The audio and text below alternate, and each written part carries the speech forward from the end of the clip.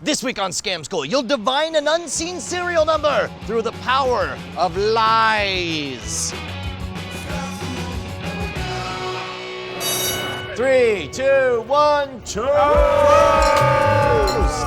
Holy cow, I am unbelievably excited about this episode of Scam School. We got my brother Jay, we got Matt, and we got Mike TV of Get Set Go fame. How much money you guys have on you? 30, well, I have actually, $15.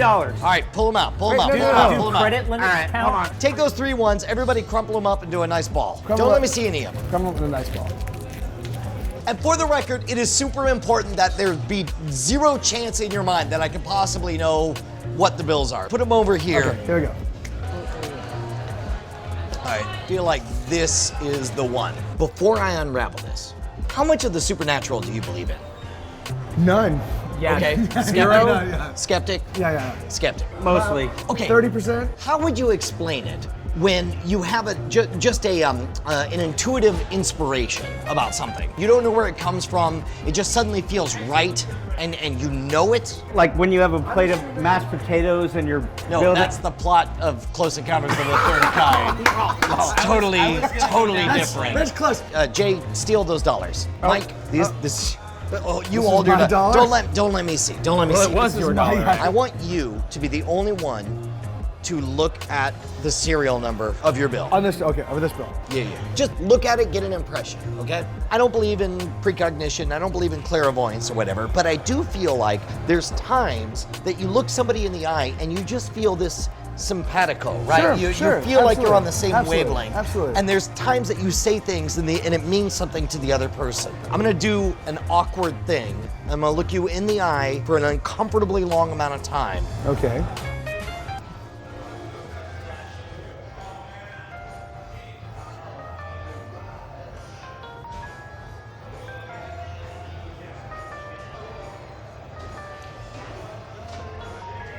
Booze,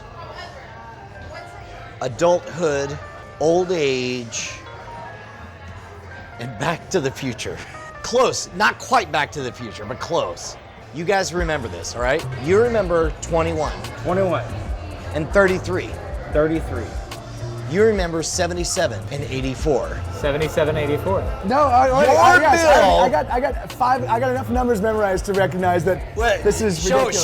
Show it. This What is just ridiculous. happened? What just happened? You are evil. You What are just in league happened? with Satan. Obviously, this is ridiculous because it is C21, 33, 77, 84. Almost Those- Back to the Future. That's, Not quite. Yeah. Like, You guys want to learn to do that? You're in league Show with me. Satan. Yes, You're in league no, with that's Satan. what I do. Show me Yes, how toast it me, is. toast me. I don't want to be in league with Sell Satan. the Satan secrets. All right, gentlemen, let me introduce you to the world of mentalism. Mentalism is a subsection of magic that has one peculiar characteristic. It deals with ideas that are so big that you get away with increasingly easy methods to pull them off. For example, I asked you guys to just pull what you had out of your pocket, right? And in this case, you're cheap, didn't have ones, you are plastic, and you had 3 $1 bills. There's no way I could have known that. But we had all of you guys personally connect with all the objects, put them all in one pile, and then I was able to describe a supernatural connection with one of the objects. You'll notice that I couched everything in terms of personal connection. Stuff that was plausible, but not super outrageous. The idea like, oh sure, I've been there, I've answered the phone and known who was gonna be on the line, I've turned on the radio and guessed what song was gonna be on and whatever. That's the moment you wanna create. And if it's just plausible enough, nobody thinks about the dirty, filthy, stupid way that you actually did the trick. What does your gut say about how this was done? That this came out of your butt. That's the dirty, filthy. Yes, it's a filthy Came out of the trick. butt. It's a bad Dude, trick. dude, Do not bad, do it. bad. If you're gonna do this, you need it to be as absolutely fair as possible, which means it has to be their bills. They have to make all the choices. You're only minorly involved when given a bunch of choices, you're like, yeah, I like that one. I know how you did this. What did you? You stopped. So we're about to do this. You give us. We hand off the bills. Yeah. You freeze time. Yeah. You go through. You memorize the numbers of all of the bills. Let's say for the record that you guys are 100% correct. I know, That's exactly how I did You it. stop time, damn it. Do you know why magicians have magic wands? Distraction. No. They hide things. The ladies love them. Accurate. That's why. Yes, and Yes. when you hold a magic wand, your hand makes a fist. So it's very natural to hide objects in. So in the bar, I don't need a magic wand because it is extremely natural for me to hold a beer. And I have been holding a crumpled up dollar bill for 30 goddamn minutes, and none of you people have seen it. You're saying you've been holding a very fat alcoholic wand. Yes, right. That alcoholic wand is Those are my favorite kind of ones. There's two fundamentals that we're going to cover here. One is the idea of keeping something palmed. We've talked about palming on the show before, but you can keep a loose finger palm like this, but this is weird, right? But this, and I did it strictly as a social test. None of you guys even gave it a second glance as I held this for 30 freaking minutes in front of you. What would happen if no one had a 1?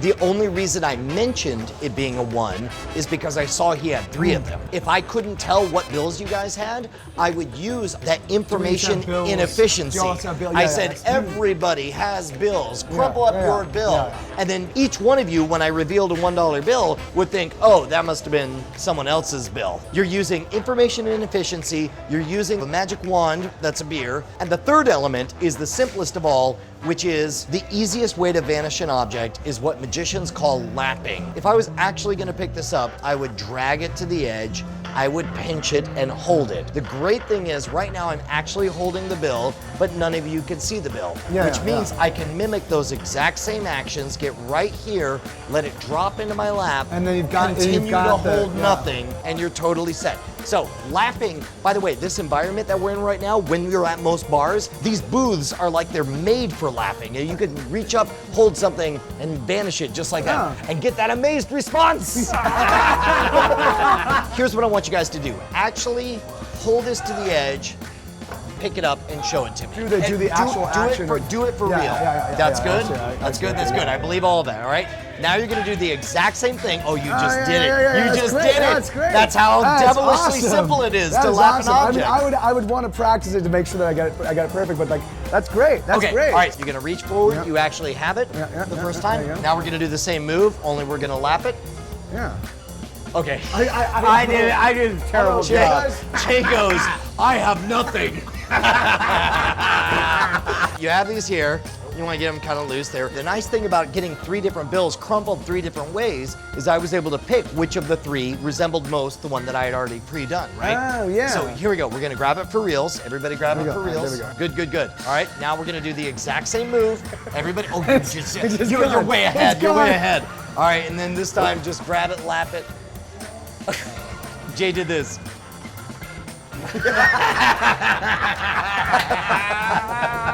Drag it to the edge and hold it up. Now remember, your body posture is what shows that you're actually holding the thing, right? All right, so let's all work on that transfer. Everybody keep one palmed in the second fingers of your hand. Hold your magic wand. If you just hold it like this, you can't actually keep it tucked. Like you can be like, oh sure, you can actually hold it right up against it. It can even be visible, but it's not like it can be through a glass. Nobody will ever notice, right? It still doesn't look like okay, so now, here's the move you want to do. You're gonna set down your drink, reach forward, drag it to the edge, just let it fall into your lap, come down ever so slightly, and come up with the one you've had palmed. I see. Are you grabbing it like this? See, if you can't grab it like this because you got it palmed, so you have to do it. If you ever wonder how it should look, do it for real. You drag this to the edge, you pinch it, and then you have it in your hand. But if you already have, you've got something palmed in your hand. Of course. So it's the same thing. So I'm doing this. Drag it to the edge, and then you show so it's what's a double in your stack. hand. I see. Right. Makes sense. Okay, perfect. The name of the game is patience. Yeah. The danger is being seen making that little thumb. That all happens like below. Because you're patient. You do that at the exact moment that you make a joke and grab everybody's attention. Feel like this is the one. If you have eye contact, they can't be looking at your hands because they're looking at your eyes, right? That requires us to know a good joke, though. This is the one. All right, you guys got the fundamentals. Who wants to perform this for me? Me. Me. Oh, me. Yeah, it's me. Let's take a look at your palming technique. Okay. How's it look? So there you guys. Cheers. And by the way, look at how natural that looks and feels. There's no reason that anything would be weird, right? Come on, guys. Put down those things that you just. All right. So. So this guy here is totally giving me the what for. Do you know what you just did? I just did the wrong one. You did yeah. perfect. But because you grabbed, and at the moment of action, you looked up into my eyes, and I couldn't help myself. It was suddenly this impulse where it's like, oh, I have to look you in the eyes. Good. And then meanwhile, however, what I did though is I had this one palm, he dropped and I the wrong grabbed it, one. and I grabbed the palm. He grabbed the wrong one. That would have been pretty terrible. But that would have been really tough for me to sell. Yeah. This guy is really speaking to me.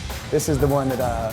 Jeez, I keep doing it. So this is the guy. That one? Oh shit! This is ridiculous. Why am I terrible at this? Thank you. You are literally one of the most talented people on the planet I know. And you can't pick up a piece of... I'm trying to focus on making this look smooth, and so I've got two in my hands, and so I'm getting rid of the easiest one to get rid of, which is the one that's clutching my. So I have to nothing in your hand and just think. Wipe and drop. Yeah. Oh, this is the guy. This guy right here. The only thing that you're doing that's problematic is you're drawing all the focus where the heat is. You're right. The heat should never be where the action is. So instead, I do this. What I would do is I would say, which one of these two do you want, Jay? And you would say the left or the right one. Here you go. Oh, that one. Matt, are you okay with that one? Okay, I see. Great. I guess I'll just take this last one. That's great. Even that just makes it easier for me to lose the sense of this is the transfer I'm making. That is the secret to all magic is that you have to construct process that makes sense. Look at these two lonely bills. The closer one's yours?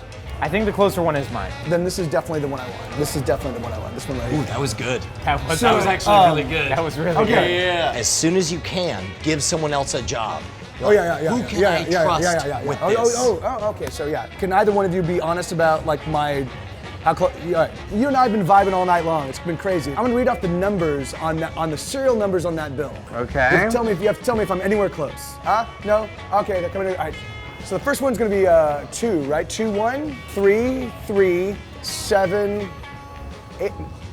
2 7s. Sorry, 2 7s. Yes. 8 4. That's absolutely all. That's it. That's selling crazy. it. Yes. That's crazy. You're the mentalist. No, you you're the magician. All right. Toast me. Let's get back to drinking. You got wizard powers hanging over. Amen. I do it. Yeah. Got to give a huge thanks to Nate Staniforth for helping me noodle this one out. We wanted to illustrate a super simple premise, the idea of lapping, but it needed to be something personal that felt connected to everyone, and borrowing someone else's bill, having a few of them so that you could make that switch turned out exactly right. Make sure to check out all of Nate Staniforth's stuff, and of course you and I should be best friends over at twitter.com/Schwood. There is no C in Schwood. And look, man, we're friends, right? You could spare 15 whole seconds? Then do me a favor, head on over to youtube.com/modernrogue. Jason Murphy and I are on a quest to become the ultimate warrior, gentleman, and scoundrel. So if you hold it upside down, it leaks out the difluoroethane. Once you get a puddle of it on there, take a deep breath, and you go,